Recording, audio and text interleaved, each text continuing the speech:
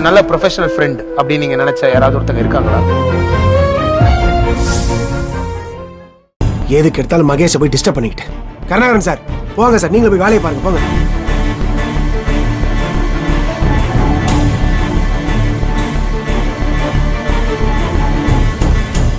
நல்ல வேளைங்க, வேண்டுதல் காசு எரியாம நெருப்ப அணைச்சிட்டீங்க.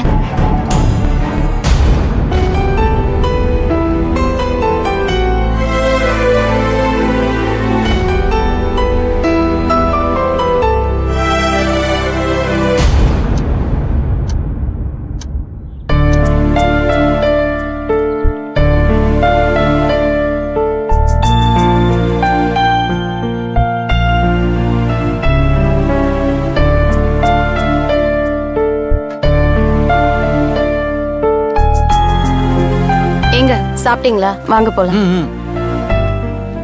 தட்டு கொடுங்க. இந்தா வா மாப்ள. எங்க தட்டு கொடுங்க, நான் கழுவுறேன். வேணாம், நானே கழுவிக்கிறேன். ஏப்பா இன்னுமா உங்க சண்டை முடியல? போதும் மாப்ள, சட்டு புட்டுன்னு முடிச்சு விடு. எவ்வளவு நேரம் தான் முகத்தை திருப்பி வச்சிட்டு இருப்ப? நான் தான் மன்னிப்பு கேட்டேன்ல, நீங்க சொன்னதை கேட்காம நான் விளக்கேத்த போனது தப்புதே. இப்பவும் சொல்றேன், என்னைய மன்னிச்சிருங்க. தட்டு கொடுங்க. அன்பண்ணே, நீ ஏன் இப்படி பண்ற? ஏனே ஆனந்தி பாவம் இல்லையா? அதான் மன்னிப்பு கேக்குறாள்ல.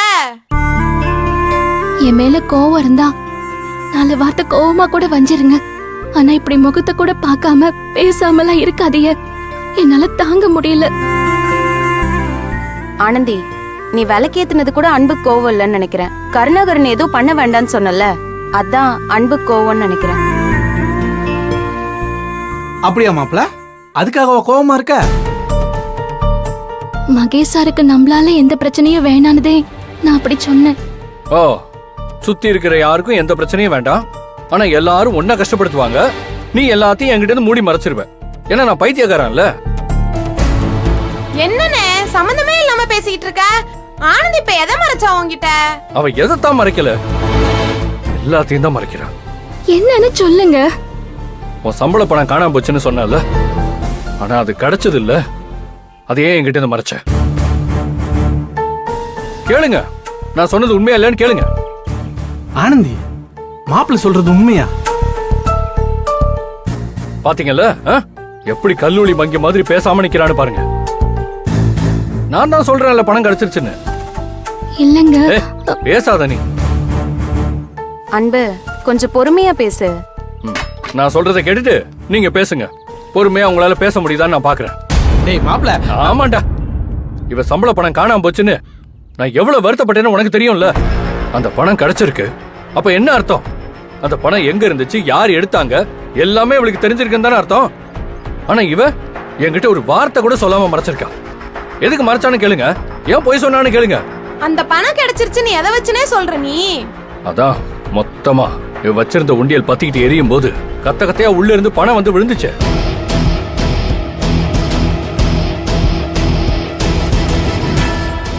அந்த பணமும் தானே எரிய போச்சு.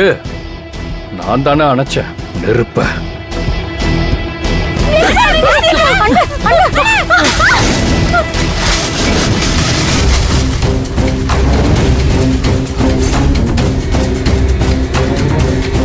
அந்த உண்டியல்ல வெறும் 1 ரூபா 2 ரூபா காயின் தான் விசத்துட்டு இருந்தா.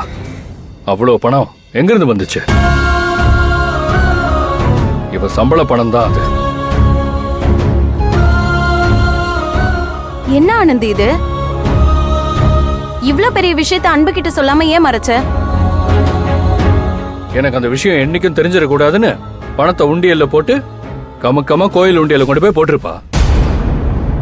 ஆனா இன்னைக்கு நெருப்பு சும்மா எல்லாம் பத்திக்கல. இந்த உண்மை எனக்கு தெரியணும் தான் அந்த உண்டியல்ல நெருப்பே பிடிச்சிருக்கு. யார காப்பாத்த என்கிட்ட போய் சொன்ன நீ? கேளுங்க. யாரையும் காப்பாத்த நினைக்கல. உங்களுக்கு தெரிஞ்ச கோவப்படுவீங்க, பிரச்சனை பெருசாகும் நான் சொல்லல. எப்படி பேசுறான்னு பாத்தீங்களா? இப்ப பணத்தை திருடின ஆளுகிட்ட நான் இவளுக்காக சண்டை போடக்கூடாதாமா. அவங்கள காப்பாத்த என்கிட்ட போய் சொல்லுவாளாமா. எப்படி இருக்கு இந்த கதை? பிரச்சனை வேணான்னு வீட்டு பொம்பளைங்க ஆம்பளைங்க கிட்ட சில விஷயத்த மறைக்கதான் செய்வாங்க அன்பு. இதுக்கெல்லாம் கோவப்படக்கூடாது. ஆ அப்படி மறைக்கணும், அப்புறம் பிரச்சனை பெருசாகணும். நீங்களும் எதுவும் பண்ண முடியாம நாங்களும் எதுவும் செய்ய முடியாம திண்டாடி தெருவில் நிக்கணும். இதானே பொம்பளைங்க வேலை. இங்க பாருங்க, எப்பவுமே ஒரு பிரச்சனை வந்துச்சுன்னா அந்த பிரச்சனையை மறைக்கிறது இல்ல தீர்வு. அந்த பிரச்சனை இன்னும் பெருசாயிட்டே போகும். ஹாஸ்டல், வீடுன்னு இவ எத்தனை பிரச்சனை அனுபவிச்சிருக்கா. அப்படி இல்ல அன்பு, பிரச்சனை வராதுன்னு நினைச்சுதான் சில நேரங்கள்ல அப்படி பொய் சொல்ல வேண்டியதா போயிடுது. ஏன் ஆம்பளைங்கெல்லாம் பொய் சொல்றதே இல்லையா என்ன? மத்தவங்கள பத்தி எனக்கு தெரியாது. ஆனா நான் இவகிட்ட எதையும் மறைச்சதும் இல்ல, பொய் சொன்னதும் இல்ல. ஆனா இவ என்கிட்ட என்னெல்லாம் பொய் சொல்லியிருக்கா, என்னெல்லாம் மறைச்சிருக்கான்னு தெரிஞ்சா நீங்களே அவளை திட்டுவீங்க. என்ன? அப்படி ஒரு பொய் சொல்லியிருக்கா. என்ன போய் சொல்லிருக்கா மாப்ள? சொல்லு மாப்ள.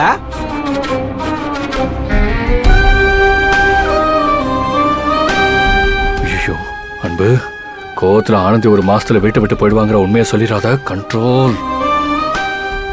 சொல்லு மாப்ள, சொல்லு. வீட்டுக்குள்ள எவ்வளவு பிரச்சனை இருக்கு. எல்லாத்துக்கும் பின்னால அந்த துளசி இருக்கான்னு உங்க எல்லாருக்கும் தெரியும்ல. ஏன் இவளோட சம்பள பணத்தை திருடினது யாருன்னு கேளுங்க. அவதான், அந்த துளசி தான். கேளுங்க, அந்த துளசியா இல்லையா நீங்களே கேளுங்க விட்ட. அண்ணன் தான் மனசுல இருக்கிறதுல கொட்டிருச்சுல, நீ ஏன் இன்னும் அமைதியா இருக்க? சொல்லு ஆனந்தி, பணத்தை திருடினது யாரு? துளசியா? சொல்லு. ஆமா, துளசிதே.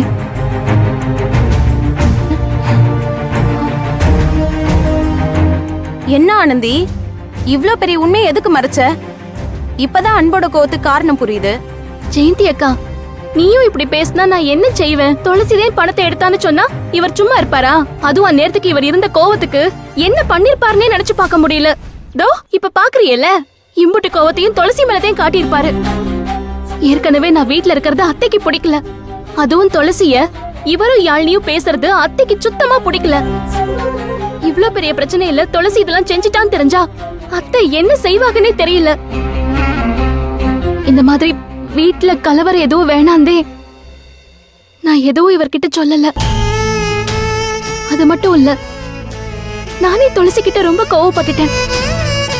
ஏன் அவளை ஒரு அரை கூட அரைஞ்சேன். என்னதே? துளசியை நீ அரைஞ்சியா? நிஜமாவா சொல்ற? ஆமா சௌந்தர்யா, அப்பாவுக்கு பணம் அனுப்ப முடியாம போயிடுமோன்னு நான் எவ்வளவு பயந்தேன். பணத்தை நீதே எடுத்திருந்தா கூட துளசின்னு அவ கால்ல விழாத குறையா கெஞ்சின. இல்லவே இல்லன்னு சாதிச்சு போட்டா.